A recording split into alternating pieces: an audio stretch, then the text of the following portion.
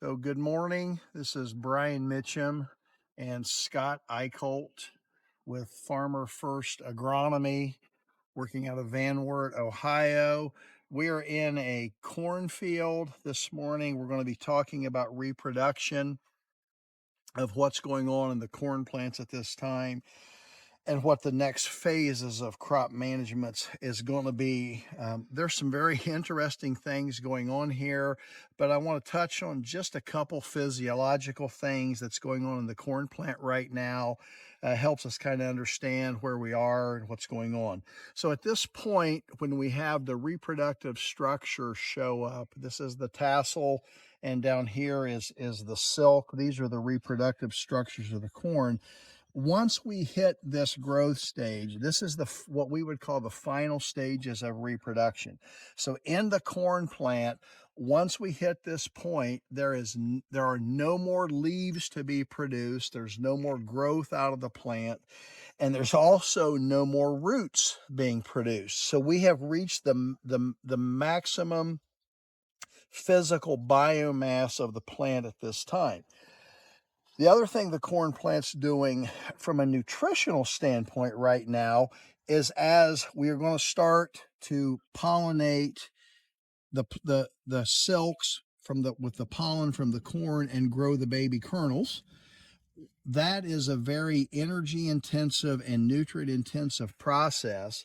And a corn plant at this point in time loves phosphorus.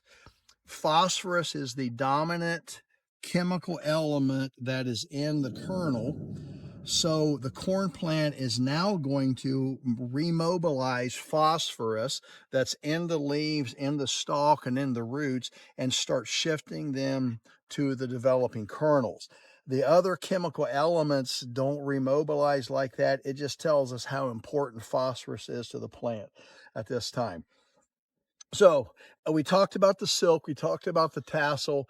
I'm going to pull a tassel off here a little bit, try to keep some things on it as best I can, as gently as I can. Try to bring it down. Okay. And if you notice, see the droppings off of it, that's as the dust falls off, that's the actual pollen. So the corn plant is actually pretty fascinating from a natural standpoint. The reproductive type of corn, it's actually called perfect. Perfect meaning that the plant has a male sexual organ, which is the tassel, and a female sexual organ, which is the silks and the ears, on the same plant, but different parts of the plant. That's a term that's used. So as we hit reproduction, these tassels are starting to show these little droplets here. These are called anthers. The individual anthers here, these are not pollen. They contain pollen, and if we looked at that in a microscope, they would look like it would look like a double barrel shotgun. So the pollen grains are actually inside the anthers, and as we hit reproductive, about where we are in the field right now, we're shedding pollen like crazy.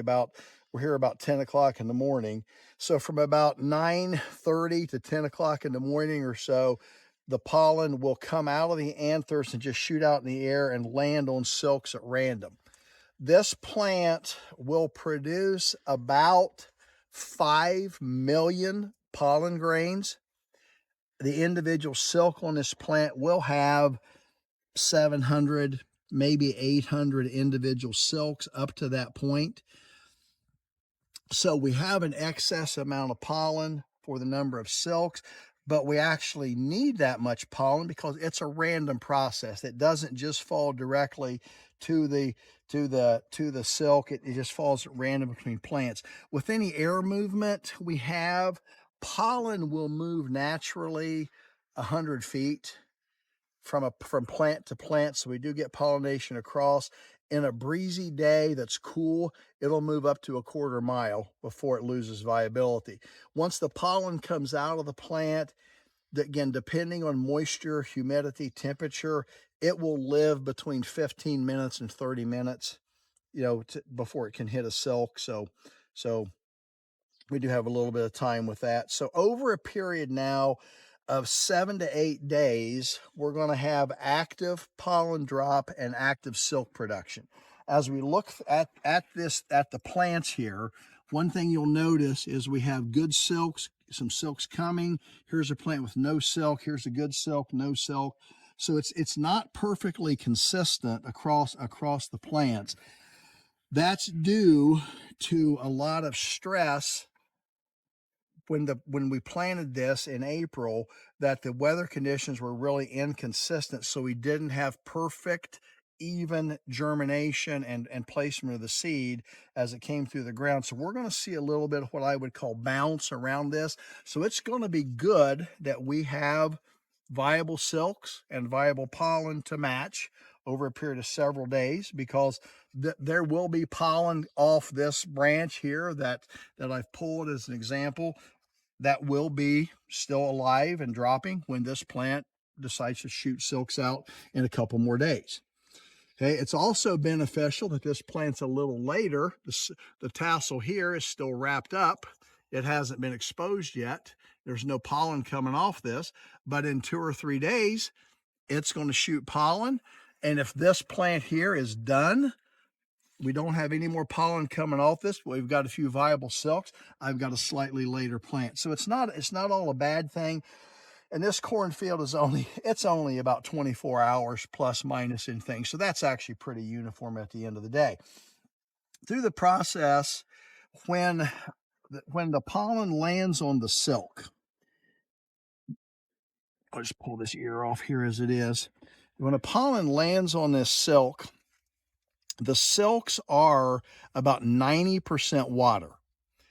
So very, very high water intensity. And we're at a point at our growth stage and our weather pattern here where we really need water. It's the critical time for yield determination in this crop. And we have not had hardly any rain at all in the last 30 days. So this crop is very stressed as we hit this critical period.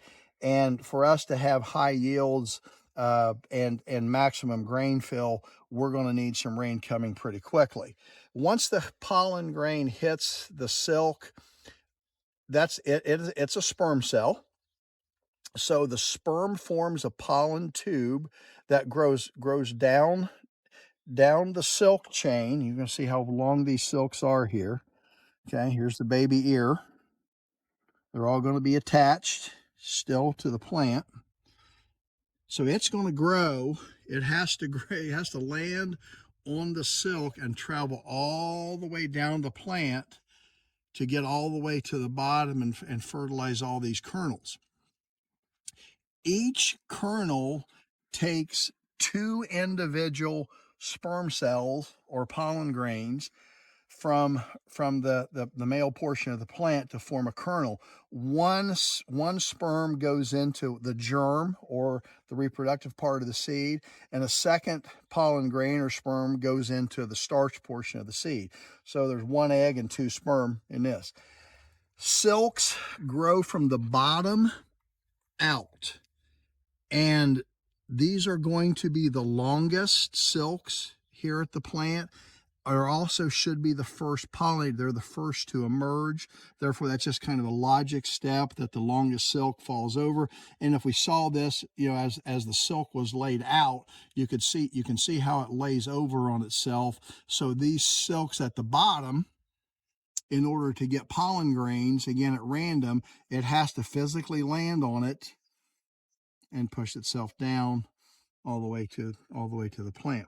So once we have this, I'm gonna pull some of these silks off to look at this. We can see how for me, it's pretty amazing how we have one plant that can produce 700 plus individual progeny. All this plant wants to do is reproduce. It doesn't know what we're doing with the grain or what we're using for it, of course. It just knows it wants to make babies. So we manipulate it with genetics and selection, selecting for higher yield and disease tolerance, stress tolerance in plants to produce as much grain as we can. So with that. So one other interesting thing in the field here today, surprisingly, as dry as we are, this little bit of a spot here, that's northern corn leaf blight. That's the first disease lesion that I found on a corn plant this entire year.